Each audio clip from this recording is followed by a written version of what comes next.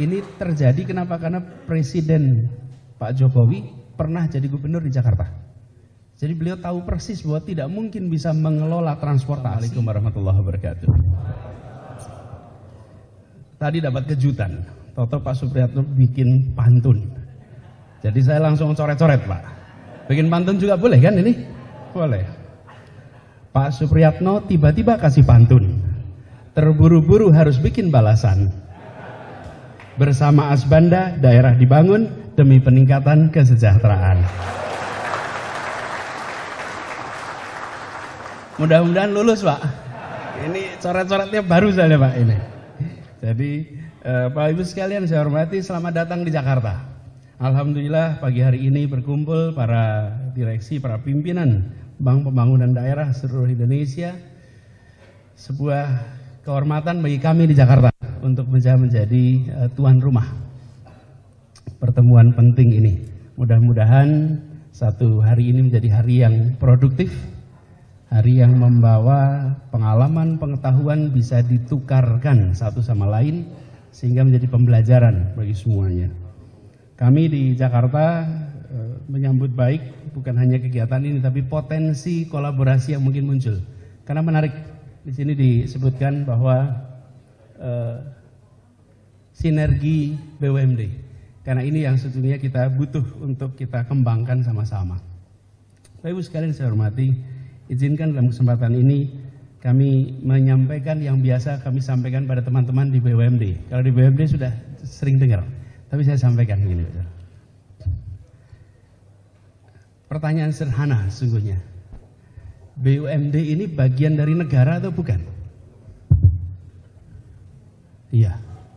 Namanya aja badan usaha milik daerah. Sesungguhnya bagian negara. Cuman posisinya berada di daerah. Apa tujuan negara ini?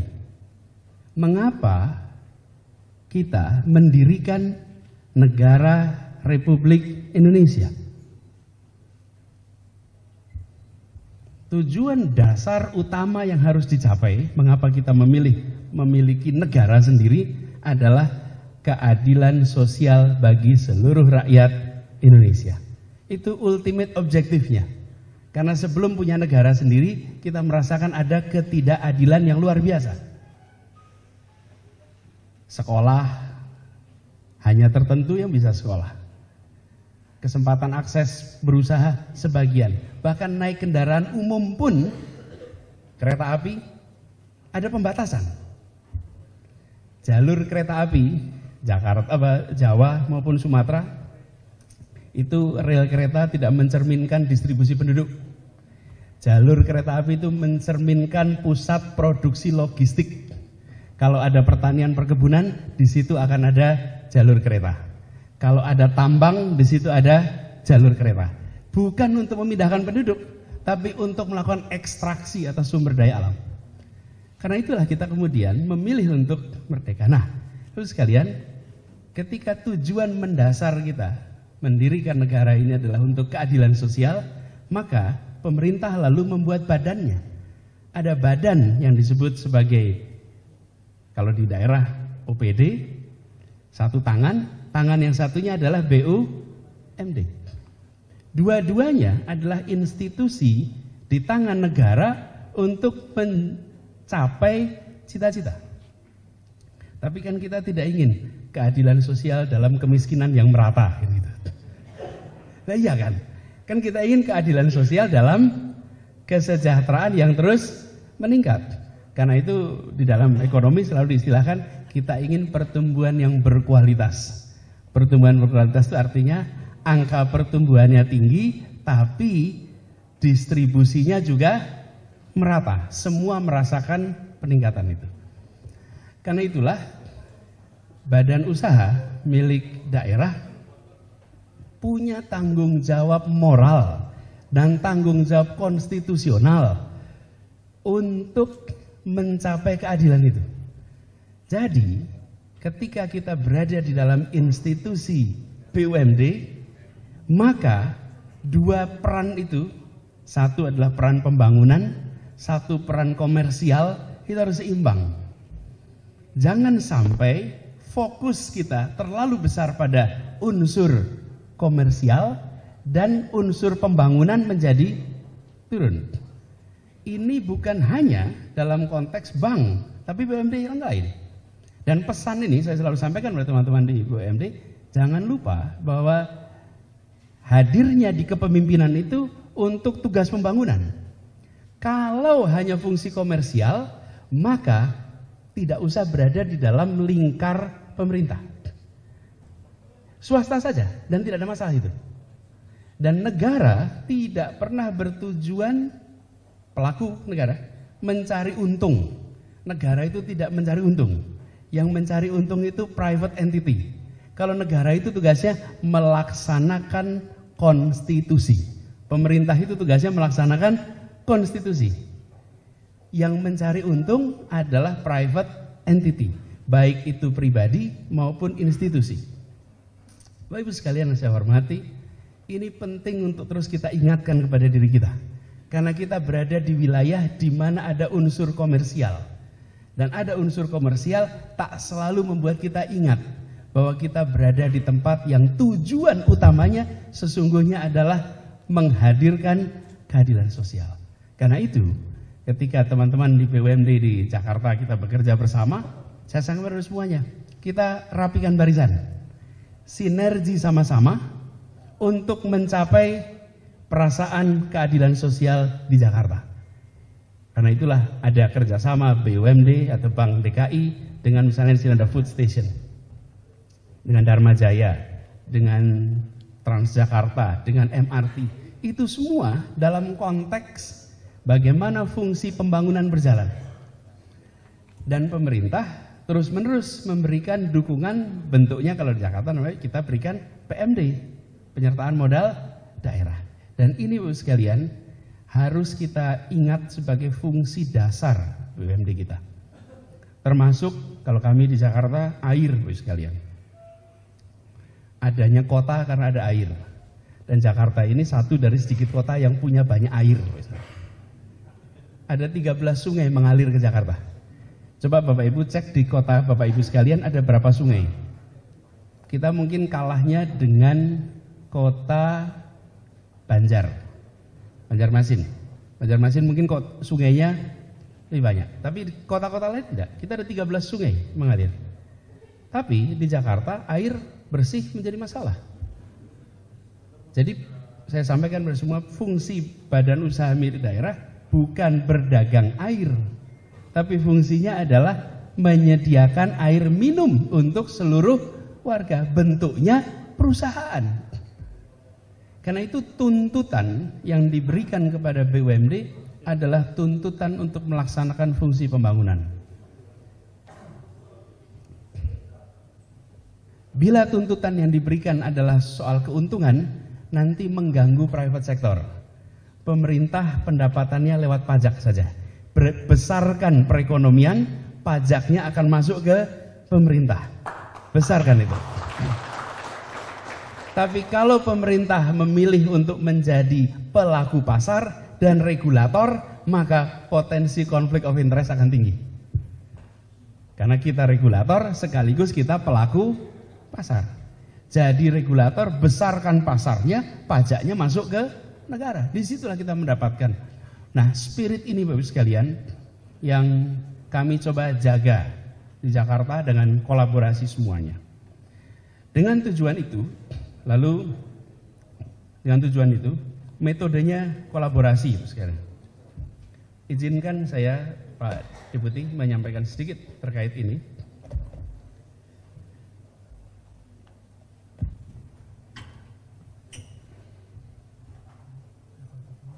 Untuk jalan. Oh ya, boleh. Dinyalakan aja. Tunjukkan langsung slide keempat. Bapak sekalian, kolaborasi menjadi kunci. Kerjasama. Dan kolaborasi itu bahasa kerennya. Sebetulnya bahasa Indonesianya apa sih? Gotong royong.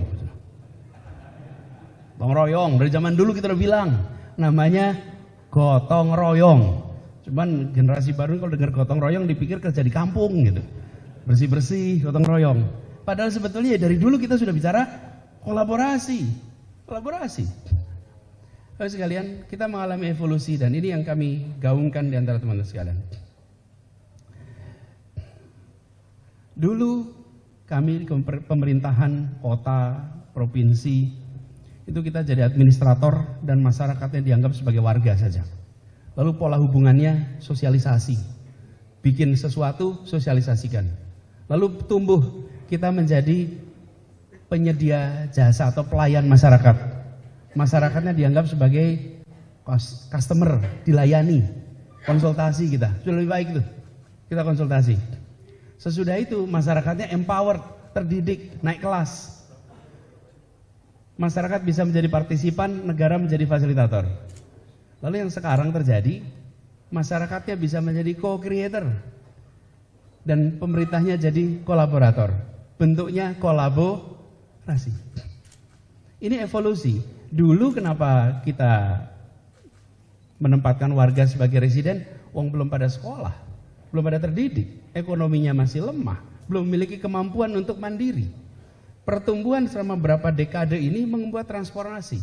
Jadi sekarang kita bisa kolaborasi dengan masyarakat. Dahulu semua yang dimainkan di publik dikerjakan oleh negara. Sekarang warganya sudah cukup kuat. Justru peran kita membuat itu semua. Makin tumbuh berkembang sehingga kolaborasi makin kuat karena warga, masyarakat sudah menjadi co-creator. Masalah transportasi Bapak sekalian. Dulu disediakan semua oleh pemerintah.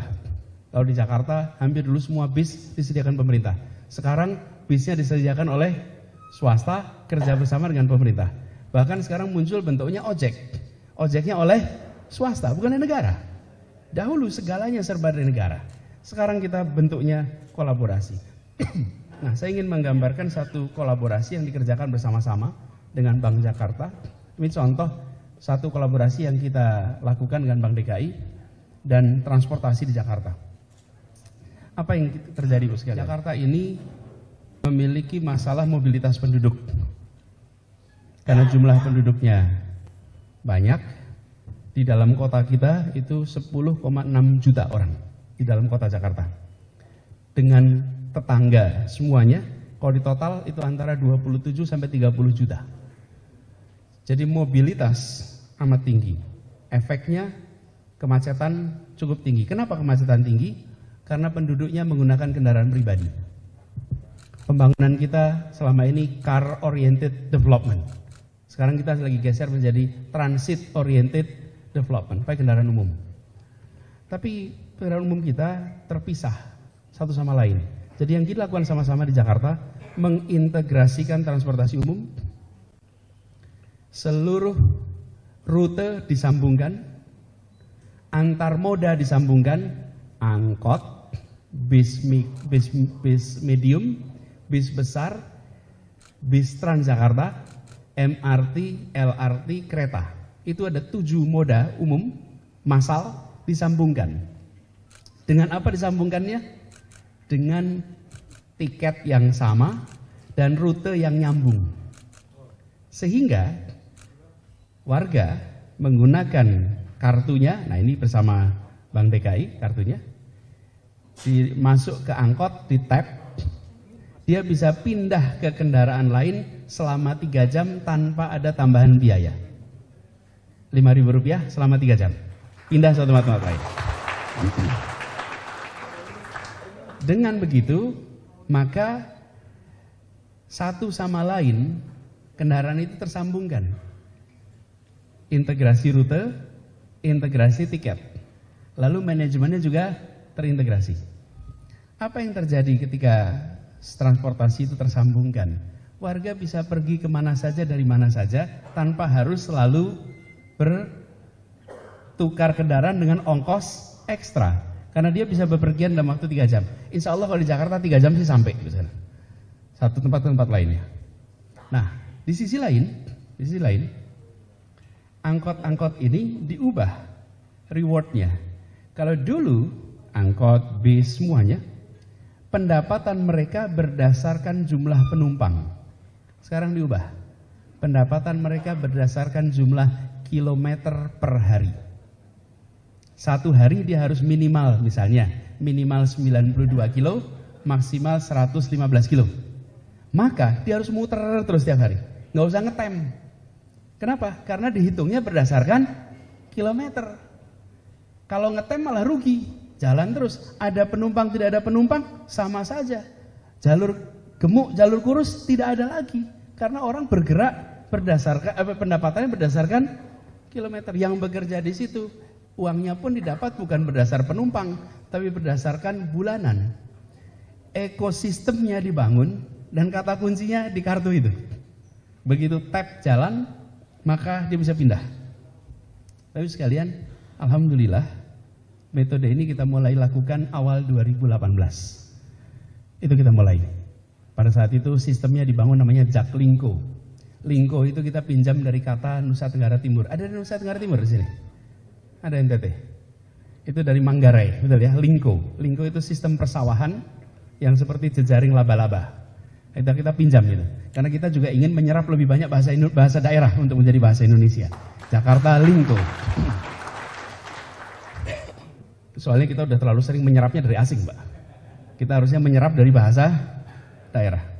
Nah, bangun Jaklingko sebagai satu sistem mulai kita lakukan awal 2018. Mari sekarang kita lihat datanya. Apa yang terjadi? Next, coba lihat. Saya gunakan slide sini ya. Terlihat semua mudah-mudahan. Di tahun 2016 rata-rata 338.000 penumpang per hari. Rata-rata tahun 2019 sudah menjadi 700.000. Dan pekan lalu kita sampai angka 1 juta orang per hari.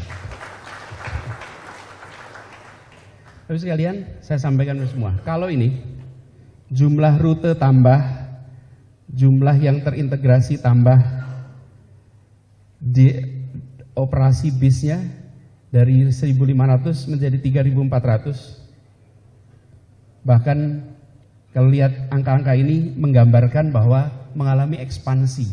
Apakah DKI membeli bis baru? Tidak. DKI nggak beli bis baru. Apa yang terjadi? DKI mengundang semua operator, mari kita bekerja dalam satu sistem yang sama.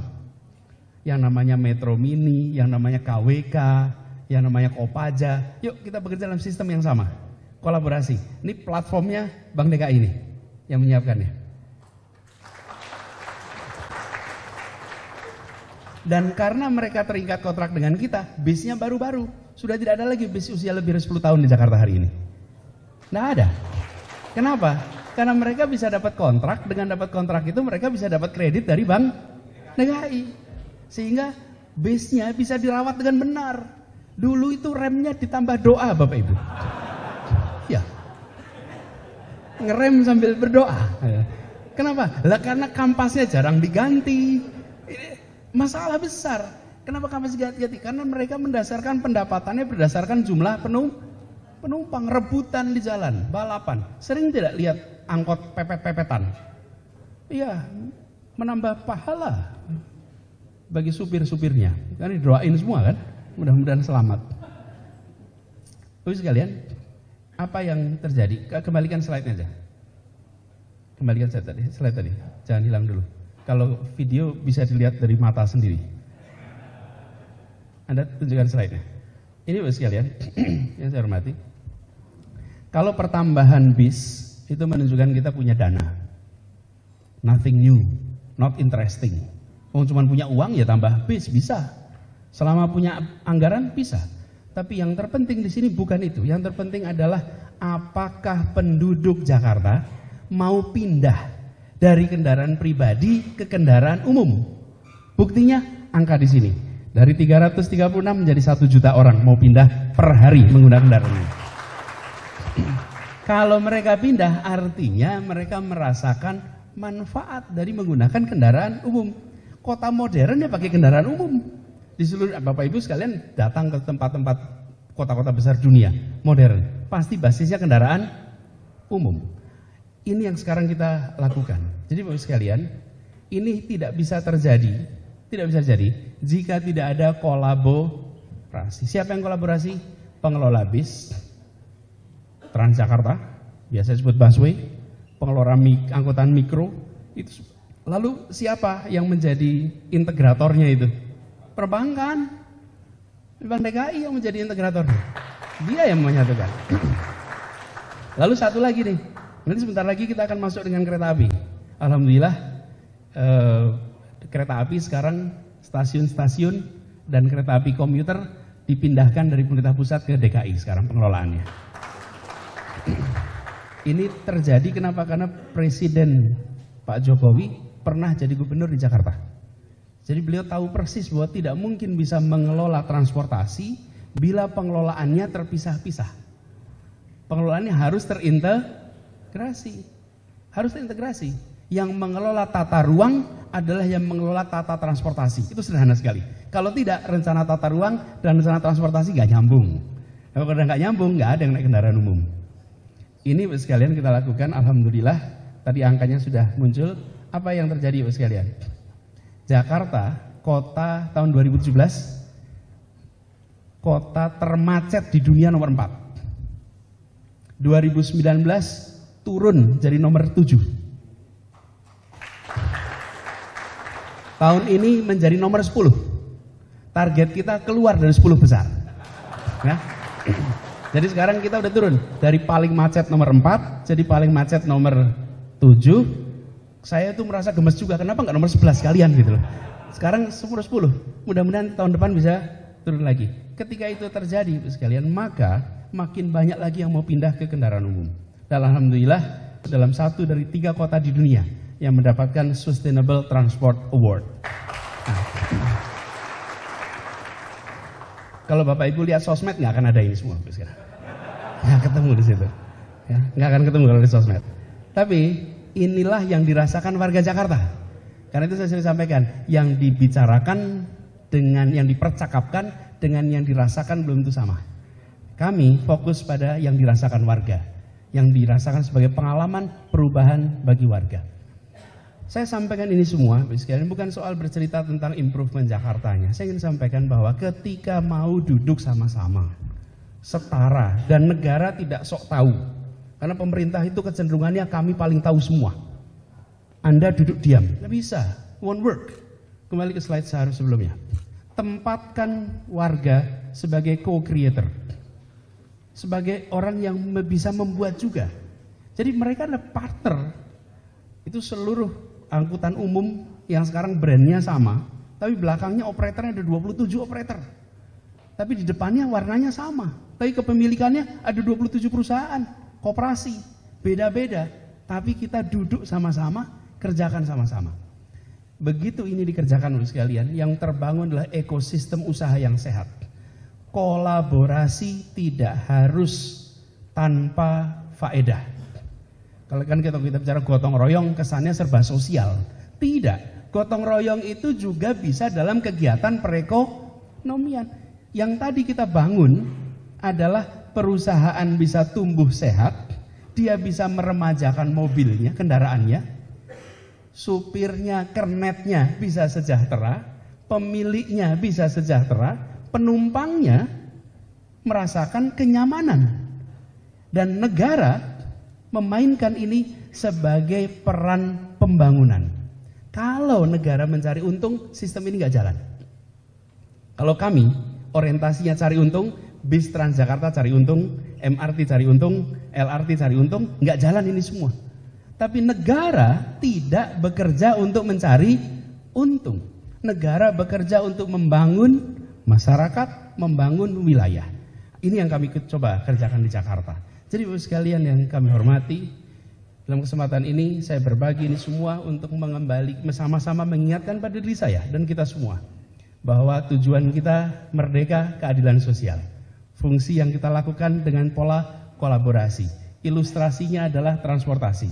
Target kami adalah bukan angka statistik jumlah penduduk.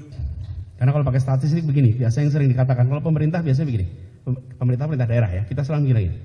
Penduduk menggunakan kendaraan umum 75%, kendaraan pribadi 25%. Target kita adalah meningkatkan jumlah pengguna kendaraan umum dari 25% jadi 75%. Biasanya begitu. Bagi rakyat itu nggak ada artinya, Terus kenapa kalau yang naik kendaraan umum 75% penduduk? Bagi rakyat itu pertanyaannya begini. Berapa ongkos transportasi yang saya keluarkan tiap bulan? Berapa ongkos transportasi keluar bulan? Bapak sekalian, target kami di Jakarta sekarang ini rata-rata pengeluaran untuk transportasi sampai 30%. Untuk transportasi, pengeluarannya. Target kita adalah menurunkan sampai 8%. Kalau itu terjadi, that's it. Kalau sampai 8%, maka kesejahteraan terjadi. Perasaan keadilan hadir. Dan satu catatan terakhir. Kita selalu bicara persatuan, bicara harmoni. Terus sekalian, bagaimana bisa harmoni dan bersatu kalau di kendaraan pun tak pernah bersama-sama? Iya, coba aja. Para direksi bank pernah naik mobil bareng OB ke kantor?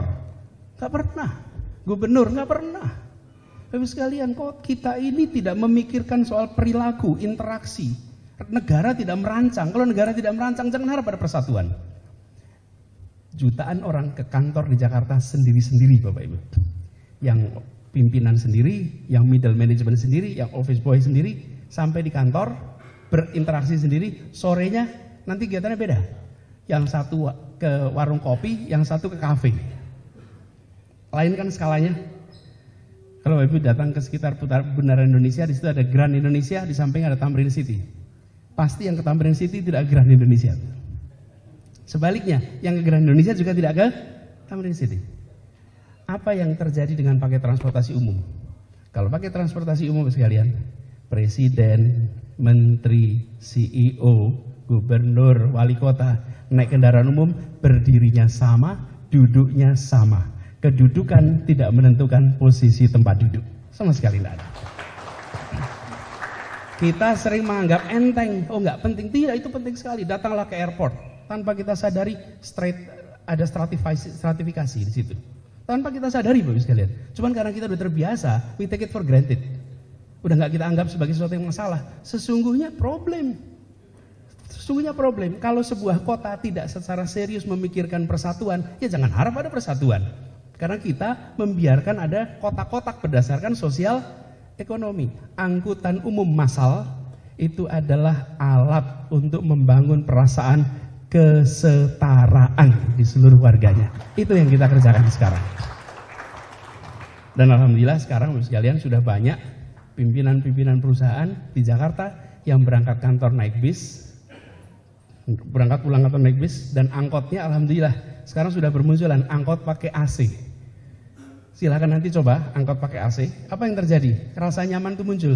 Sambil jalan, sambil bisa kerja, sambil bisa komunikasi, tanpa harus mengendarai kendaraan pribadi. Jadi poin terakhir adalah persatuan itu muncul. Cita-citanya keadilan sosial, caranya kolaborasi, bentuknya bisa bentuk kegiatan perekonomian menggunakan basis pasar, ujungnya adalah keadilan, kesejahteraan, persatuan. Karena saya percaya yang disebut sebagai rasa damai itu tidak ditandai dengan tiadanya konflik. Damai itu ditandai dengan adanya rasa keadilan. Jadi peace is not the absence atau marked by absence of conflict, tapi peace itu marked by the presence of feeling justice. Dan itu yang sedang kita lakukan sama-sama. Semoga itu semua bisa menjadi bagian dari ikhtiar kita di wilayah kita masing-masing, dan insya Allah cita-cita kemerdekaan bisa kita capai sama-sama. Terima kasih. Assalamualaikum warahmatullahi wabarakatuh.